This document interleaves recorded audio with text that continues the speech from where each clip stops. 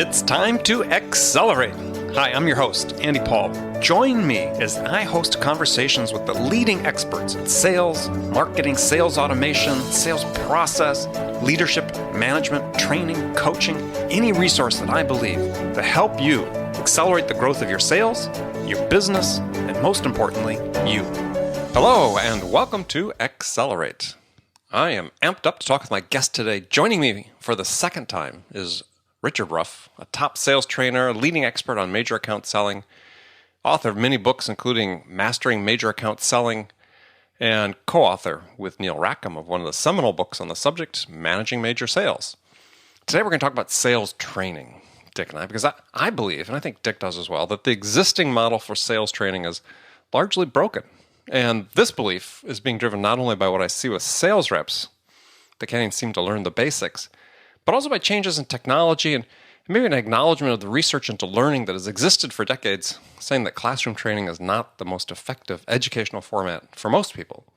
So my guest, Dick Ruff, over the course of his career has seen it all, and today we're going to talk about why sales training needs to change, how it's going to change, and what it's going to look like in the future. So Dick, welcome to the show, or welcome back to the show. Well, thank you, Andy. It's a pleasure to have another opportunity to talk with your audience. Well, great. So, maybe for somebody that didn't hear you the first time, is maybe give a brief introduction to yourself. Sure. Yeah, I started in the sales training business with Neil Rackham at Huthwaite. And when Huthwaite was just a startup in this country, Neil did his original work in England with Huthwaite Research Group and came to the United States to open division in this country. So there were just two or three of us at the beginning. And I stayed there a fair amount of time, so I had a chance to kind of do one of each. I did a lot of the training and wrote some of the books with Neil, and towards the end, managed the sales team for Huthwaite. Then the big change occurred in 2000 when my partner and wife decided to start Sales Momentum. And the purpose of that, Andy, was really to look to see if we could design kind of a new generation of sales training that perhaps was a little bit better aligned with what we projected to be the needs of companies in the 21st century. So we've been keeping pretty busy trying to do that over the last 15 years. So that's kind of a short story of our background. Okay. So Sales Momentum is your company with your wife. And so obviously she came from a sales background as well. Well, yeah, she's another PhD type. I have a background in organizational psych, and Janet's work was with Xerox and with GE, and then she was also a university professor in business strategy and marketing. Got it. So it's one of those husband and wife kind of companies that a lot of people say you shouldn't do, and we decided to do it, and it's turned out okay. And you're still married. And we're still married. Oh, excellent. Okay, good job. Good work. Yeah. So, all right, so you've been in sales training for a long time. I mean, sort of trace the arc of where you've seen the changes occur in sales training over your career, both from not just a technological standpoint, but in terms of a learning standpoint. I know theories have changed over time about how people best learn. What have you seen? Well, yeah, that's a good place to start, Andy. I really think, we're sort of at an inflection point. I honestly think if you look back 10 or 15 years and look at what was going on and compared to what was going on today, you'd be struck mostly by the similarities. So in spite of all the technological innovation we've had over that period of time and the growth of the internet, the internet was basically 5 years old in 2000, right? At least browsers have been around about 5 years at that point. Yeah, it seems sort of strange that the training would still be largely the same. Yeah, granted, in the old days you used overhead projectors, and now we have PowerPoints and things like that. But I think the inflection point is occurring just about right now in the last several years. Because I think while there's a lot of similarity with the past, if you look at today, I think if you projected 10 years into the future, Andy, you'd be absolutely dazzled by the differences. I really believe that that the scope and scale of the changes that we're going to see in the next 10 years are really going to be characterized by words like innovative and exciting and perhaps even inspirational. So I think for everyone who is engaged in the sales training industry, we're in for one of these hold on to your hat kind of rides. So why do you think that's the case? Given things have been relatively static, and given quite frankly, if you read the reports, and as I'm sure you have, and I've looked at some, is that there's a lot of skepticism about the value of sales training on the part of people that invest in it. Yeah, I think you're right about the skepticism, Andy. I think you don't have to look too deep to see that. But I think there are two or three things that are going to drive that change that I'm talking about, which I, as I said, believe it will be transformational. One is just the business environment. I think today, companies are going through absolutely disruptive changes in what they do. McKinsey just published an interesting article about the change in business in the foreseeable future. And they were saying that the companies that are going to win are going to be the companies who see not only how to improve what they do, but how to reinvent what they do. The changes will be that dramatic in what it will take to succeed. Well, if companies change, they'll change how they buy, which means companies that are on the vendor side of the table are going to have to change how they sell. And that means sales training becomes more important. So this inflection point that you're talking about is, and you're sort of saying it emanates originally from how people buy. So what are some of those changes you're seeing that are going to have an impact on how we sell? I mean, we've seen obviously a lot of online buying, more of the relationships going to virtual relationships as opposed to salespeople meeting the clients in person. I mean, what else are you seeing out there? Well, I think on the business environment factor, I think the big change can be characterized that I think the customers are going to expect their suppliers and the sales reps that represent those suppliers to be trusted advisors, not product facilitators. They're going to be looking for people who are sales reps that can provide them real insight into their business. They want fresh ideas.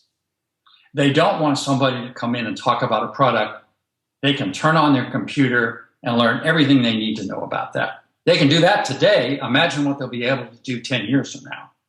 So to me, the big, if you had to attach one thing to it, I think it's the shift from companies' expectations from a rep being a product facilitator to becoming a trusted advisor, and that means a whole new skill set.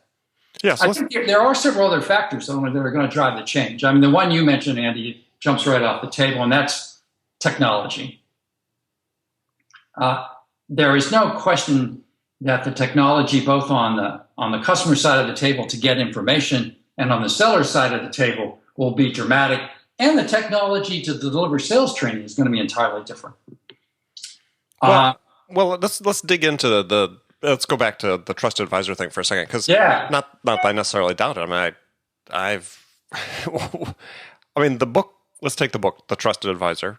Yeah. Which our friend Charles Green was participated in the creation of. It's been around forever. Yeah. I'm sure you certainly knew, as did I, back when I was first starting my sales career and through the bulk of it before I started my own company, that positioning myself as the trusted advisor was the way to win. So it's not like this is new, but what you're saying, I think what I hear you saying is that, we always know really successful salespeople have done this, positioned themselves this way, but now the customers are going to say, look, everybody, if you want to have a shot at me, everybody sort of needs to get on board this train about being a trusted advisor.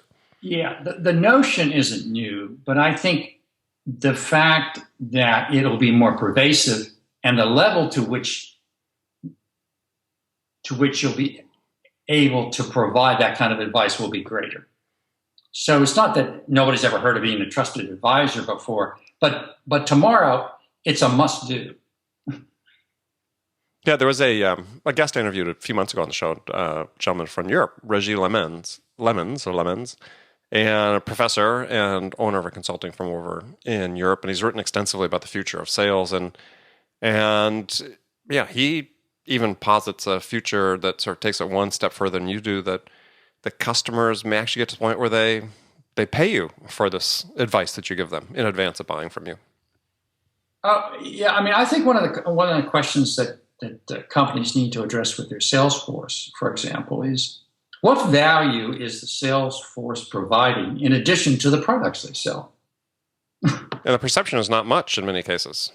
No, I mean, they're out there selling the product. But I think as the future unfolds, Andy, the sales reps are going to have to provide value over and above the products they sell. That's being a true advisor. Right. For example, we talked about consultative selling forever.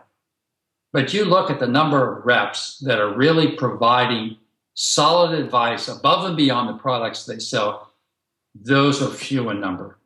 Exactly. So I guess my question is for you is in that environment, and you probably may remember because I think we touched on it last time, is, I'm a big advocate that, I think this is absolutely a trend that's happening, and it really requires almost nothing less than really rethinking who gets hired into these positions, because it seems like it's a really big gap to span to say, look, we're going to keep hiring sort of the generalists, the people with general knowledge that we have now, and expect that we as organizations can train them to have the insights and the expertise and the acumen to become these advisors to the customers, as opposed to getting people with more formal training in some of the fields that our customers are in. Well, I think that's right, Andy. I mean, I think if you really want to make this transition in a substantive way versus just kind of talking about it and doing it at the margin, then I think you have to look at it very holistically. You have to look at all the pieces of the puzzle that would affect that. Certainly selection. Are you going to select the same kind of people? I don't think so. Are you going to design your territories the same way? No, I don't think so. What about the compensation system? Is that going to be the same? I don't think so. So I think there'll be a much more holistic and integrative look at how you achieve this trusted advisor role. Training is one piece of it, but it's only one piece. But it is going to happen because the customers will demand it. Yeah, and I think that if you harken back to Rackham's book on rethinking the modern sales force, yes, he's very clear in there that if the channel can no longer add value to the buyer during the purchase process, then the channel's going to go away. Right. So, we have these studies going on that, Forrester or somebody released about, 20% of the business-to-business salespeople employed today are going to lose their jobs by the year 2020 because, that job's just going to go away. Not that they're, anything wrong with them, but the job's just going to go away. But the thought behind that is that, hey, is the way you maintain your job is you keep educating yourself and learning to be able to deliver something of value to your prospects and your buyers. Yes, and I think the other factor, in addition to the sort of business environment, trusted advisor factor, is I think the target population for the training is going to change. I mean, right now, millennials are about 1/3 of the workforce in the United States. In 2020, they'll be half. Well, I mean, one must be cautious about making these broad brush assessments of entire age cohorts. However, the millennial generation is a little bit different. I mean, they were brought up, with an iPhone in their hand versus a teddy bear. So they're going to demand a different kind of training. They want information, anytime, any place. They want it in microbytes. They expect it to be available on their telephone. That will mean that those of us who are concerned about training are going to have to think of different ways of delivering training rather than just in the classroom. Because the target population for the training will demand it. Just like companies will demand a more sophisticated seller than simply one who can come in and talk about the product. Okay. Well, hold that thought because we're going to come back and address that topic about what that future sales training looks like. And I want to get into a conversation about a topic that's important to me. It's distinguishing between sales education versus sales training and the relative importance of one versus the other. So I'll be back with my guest, Richard Ruff, right after the break. Hi, this is Andy. Connect and Sell is used by sales reps at nearly 1,000 companies, including hundreds of technology startups and several Fortune 500 companies, to overcome the challenges of getting prospects on the phone. Companies using Connect and Sell grow their revenues faster by enabling their sales reps to have more sales conversations in 90 minutes than they could otherwise achieve in an entire week. Connect and Sell can be deployed directly to your sales reps, or you can take advantage of their outbound on-demand service, which delivers qualified prospect meetings scheduled directly on your sales reps' calendars. Visit connectandsell.com to learn more about how Connect and Sell can start filling your pipeline today. Okay, we're back. We're talking about, with my guest today, Richard Ruff, we're talking about the future of sales training. We sort of stepped off the deep end a little bit with the future of sales and then how that relates to sales education or sales training, excuse me. So you're talking about, right before the break, sales training, obviously classroom training. It's funny how people still insist on that. I talk to clients about doing it and I say, okay, what are we going to do afterwards in terms of how we reinforce what they learned in the classroom? Still seems to be a concept that's kind of foreign to a lot of people. Well, yeah, and again, that's talked about now, but tomorrow you're going to have to do that. If you're in the sales training business, you're going to have a way of making that happen. And if you're a training director inside a company, that's not a nice to do. I mean, I think there are going to be several principles that will impact how training is delivered. I think. In the classroom, Andy, I think the only thing that's going to go on in the classroom is that which uniquely can occur in a classroom. And that's stuff that's pure skill development. It's practice and feedback stuff. But knowledge transfer. Well, but even that we're seeing now is your role plays are being done virtually as well. I've seen tools. Absolutely. Yeah. And that technology, you'll be able to do certainly beginning exercises virtually. So the amount of training that will have to be delivered in the classroom will be significantly diminished in the future. Will there be some? Of course. Very high level kinds of experiences can be delivered in the classroom. But will there be less of it than today? You bet. I think you're going to have ways of delivering it online. There'll be custom apps where a rep can get that piece of information they need right before they go on the sales call. So you think this contextual training, if you will, or contextual reinforcement is one of the trends that is going to take hold here? Oh, I don't think there's any question about that, Andy. I mean, I think whatever you do in the training, the training, it will have to be viewed as an ongoing sort of thing, whereas today it's sort of an event. We think in terms of programs. We speak in terms of 1 and 2 day, events. In the future, I think it'll be much more of a continuous thing. Yes, there might be some programs done, but there'll also be online applications that you can go to reinforce that training, and that the coaches can use as resources for their reps to use. I think there'll be much more peer-to-peer kind of learning occurring. One of the things about the millennial generation is they're much more collaborative than previous generations. So there's going to be the opportunity to have one set of new hires help the next set of new hires because the technology will be there to easily drive that kind of learning. Oh yeah, and you see some of that already today. No question.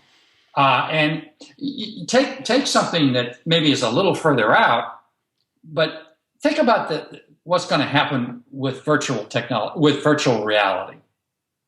There's a technology that's being worked on today, granted in a very nascent way, but you take somebody like a Microsoft with their HoloLens technology.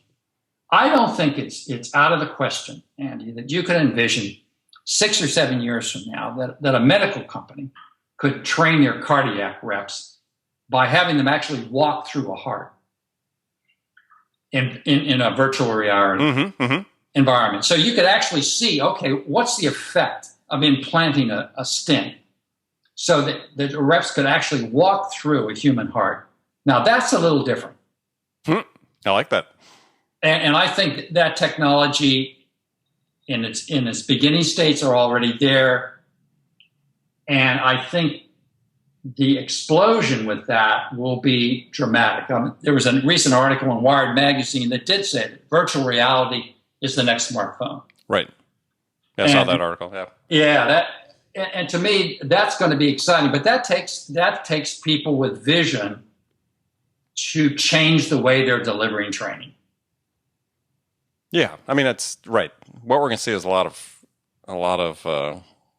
crap up front with it until people really understand how to use it. Yeah, no question. It'll be more costly. The actual equipment that used to make it happen today is still pretty clumsy. But think about 10 years, it'll be a whole different world. That technology will absolutely grow exponentially. Right. So what you envisioning, and I think that's certainly a lot of validity into, is that less of sort of overall classroom training, and we're already seeing this trend toward apps, what I call contextual apps, that, hey, you're getting ready to go into a sales call, you can dial up a short video, reminder video, or an audio lesson, something to sort of, you can spend a few minutes with to walk you through sort of the challenges you might be having, perhaps even call up one of your old calls that you made on this customer, because more and more companies are getting into recording both their telephone calls as well as their in-person calls with reps, and maybe go over the last call you had with them, and retrieve the coaching notes that you got from your manager who listened to that call when you got back, all in preparation in your car, perhaps before you're going to see the client, or in a minute or two before you get on the phone with them. I think that's right, Andy. I think that's exciting. I mean, just think about it. Would you rather be sitting in a classroom with some person standing in front of the room with 100 PowerPoint slides, or would you like training to be delivered in real time, no matter where you are, on your iPhone? Well, that's not much of a choice. Yeah, I think it's going to be a combination of both. You see training sort of at two levels. One is, I think, the one right before you go on the call, like that's going to be, I call that's contextual. That's going to be reinforcement. You're hopefully in the minute or two before you go into a call, you're not learning something new, because you're not going to have time to integrate that into whatever you do. But even the more basic sales training that might have been classroom could certainly be done as self-paced. And we're seeing already applications come on the market like MindTickle and others that can integrate with this learning so that they can give a score, like, how ready are you as a new rep through your onboarding process to actually go out and interact with customers.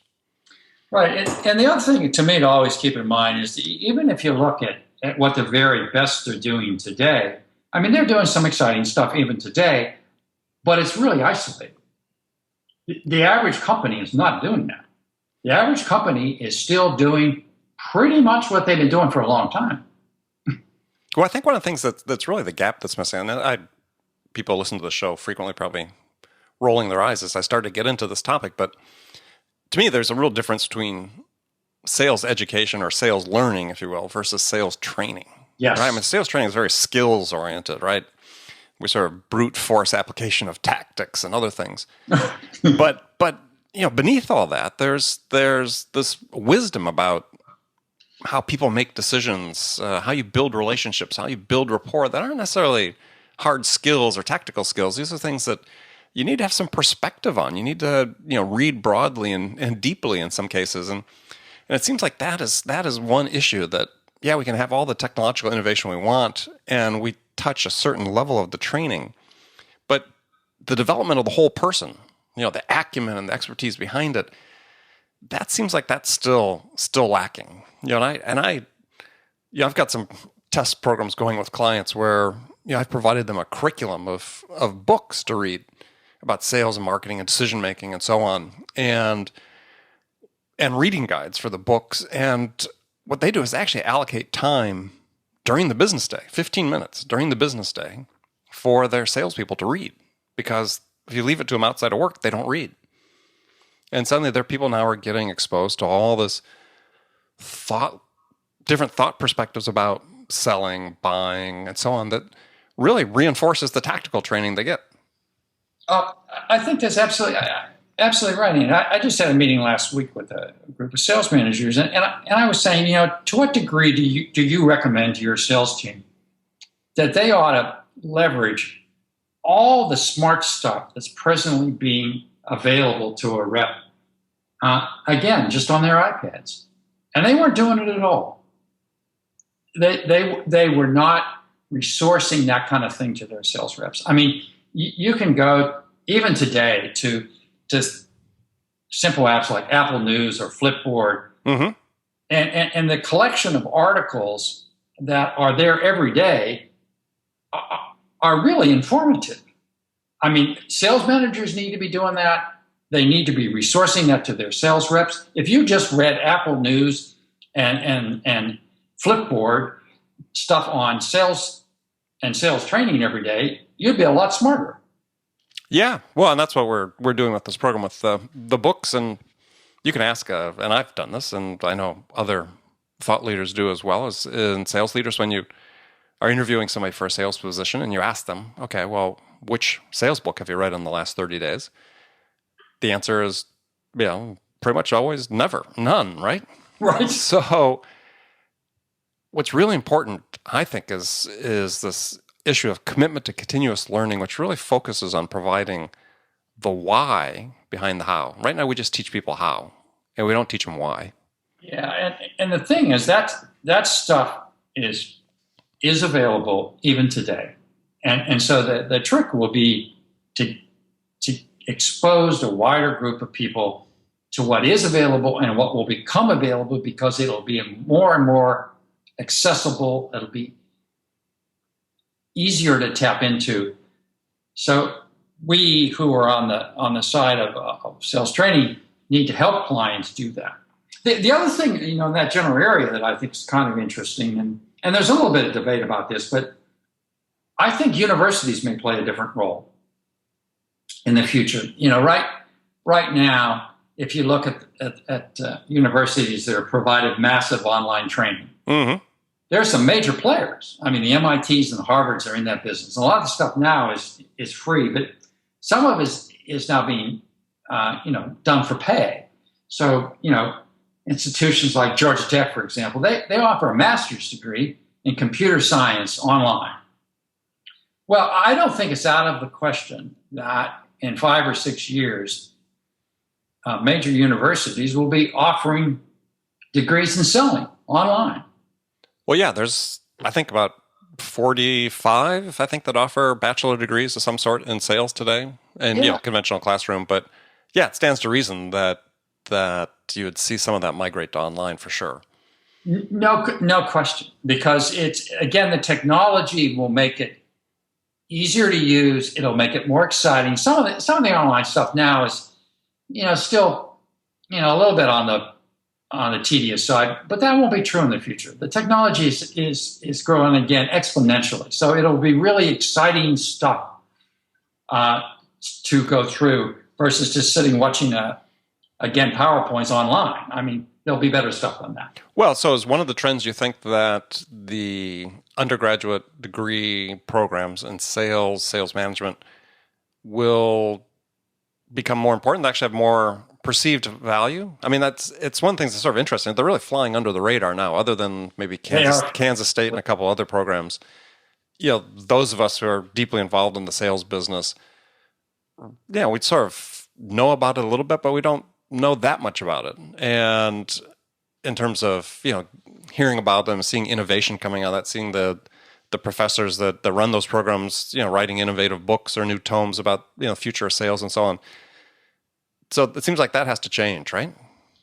No question. And I think they won't be under the radar anymore. I mean, and partly just by sheer economics. Think of the number of undergraduates that graduate from our universities each year that go into sales. Well, it's astronomical. So why not provide courses where you can get an undergraduate degree, particularly if you could do it online? And the other advantage of that for sales and for sales training, once the universities get involved, the credibility goes up, because universities still hold credibility. And historically, if you go back, say, 10 years again, I mean, nobody talked about sales in universities at all. I mean, it was one chapter in a marketing book. Yeah, pretty much, right. And so tomorrow, I think universities will buy into it, if for no other reason than pure economics.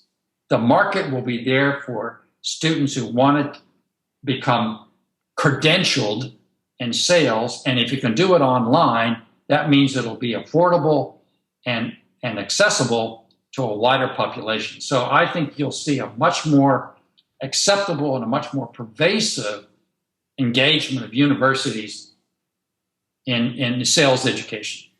All right. Well, you said something that triggered a thought, so I'll make this the last question of the session here. Is you talked about credentials. So what do you see and what do you forecast in terms of the importance not of only of a university credential, but certifications for sales reps? We see a little bit of it now, but what do you see as becoming something that could take hold? Lots of other professions have certifications, obviously. Professional services that we work with, CPAs, lawyers, doctors, and so on. Is there something in the future like that you see for sales? Yes, and I think the critical player is universities. I don't think you'll see that unless the universities become players. But I was talking about professional certification beyond the degrees, though. I mean, do you see much like there's American Medical Association, an American Sales Association, and you've got your college degree in sales, and if you want to, work in certain industries, you got to pass this exam. I'm not sure about that one. I think you might see that in some specific specialties in sales, but I'm not sure about the pervasiveness of that. Again, unless universities, that has to come first. There has to be. I agree. Yep. There has to be a credibility of getting degrees from universities before I think you would have the licensing occur. All right. Very interesting. Well, Dick, it was great to talk to you again as usual. I'm going to spare you my standard questions I asked you last time that I always torture my guests with at the end of the show.